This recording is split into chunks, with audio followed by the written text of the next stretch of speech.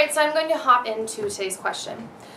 Hey Nikki, my boyfriend and I have been together for almost 3 years now. We're in college and we're thinking about moving in together.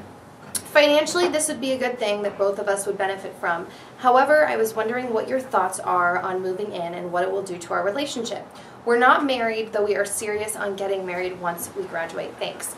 Okay, so I'm going to explain like my personal opinion and why I think this. I personally don't think moving in together before you're married is the greatest idea. I mean, I've had friends that have done it and have ended up married, but here's the thing, and I feel like the same way kind of about sex. If you're dating someone, okay, and you're sleeping with them, and then you move in together, what is the difference between that and marriage? And really, what is the motivating factor? And this is not in a manipulative way, like manipulating him into asking you to marry him, but what is the motivating factor for him to ask you to marry him if he is getting to sleep with you and you're living together? Because I know a lot of people say, oh, I want to wait till I'm financially ready to get married. And I know a lot of people are also probably going to look at this and be like, well, you're living with your parents. But you also have to remember we had, I don't know if the right word is mitigating, but I think that is circumstances. I was in Singapore. I was supposed to be there for 2 years, and I ended up having a really bad knee injury that forced us to move back, and we came back with nothing. So this was not like foreseen circumstances. But you make it work is the point that I'm trying to make, and if you're already living together, then you're already playing pretend for marriage anyways. The only difference is, like, living together can be hard. I mean, I didn't find it that difficult. I felt like it kind of went pretty smooth, but living together can be hard, and when you're not married, and some people might say this is a good thing, I don't, you can just be like, oh, well, this is hard, I'm leaving. You know, versus like, okay, we're in this together, we're going to work through this. And I know there's going to be a lot of debates about this in the comment section.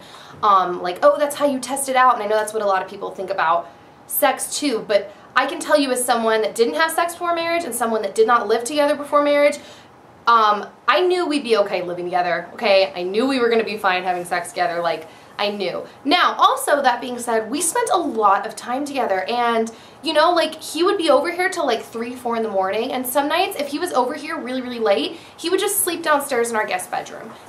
That's just me being totally honest with you. So yeah, I just would say my best advice to you would be to keep that part of your heart still guarded, because I think it is even harder if you are sleeping with someone, you're living with someone, you're basically married to them without the word. And then if it ends badly, or it doesn't end quote unquote badly, it just ends, because I mean, ending is always bad and hard, you are going to be left with a broken heart, you know? So you still need to protect your heart till you're married, because until you're married, until he is committed to you, and I know we have a 50% divorce rate in our society, but what I'm saying is, until he is committed to you, like, how can you really open your heart fully anyways? And if you do, then it could potentially be totally smashed, and then you're just going to be like, it's going to be harder to trust in the next relationship.